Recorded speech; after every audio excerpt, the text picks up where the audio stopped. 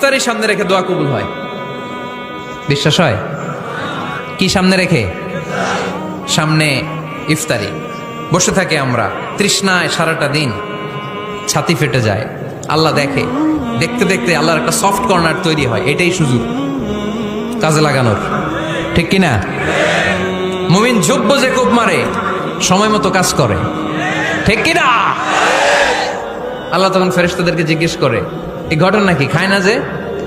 খায় না কেন? আল্লাহ রোজা রাখছে।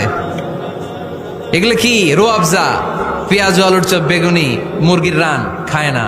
খায় না কেন? ওরা যে ক্ষুধার্ত। আল্লাহ আপনার ভয়ে।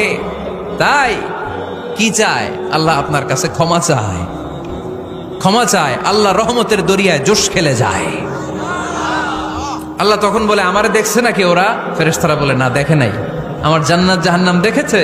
না দেখে নাই। আমারে না দেখে, জান্নাত জাহান্নাম না দেখে আমার এত ভয় করে? যাও, আজকের এই রোজার বিনিময়ে এখন বান্দা যা চাইবে সব কবুল করে নেব।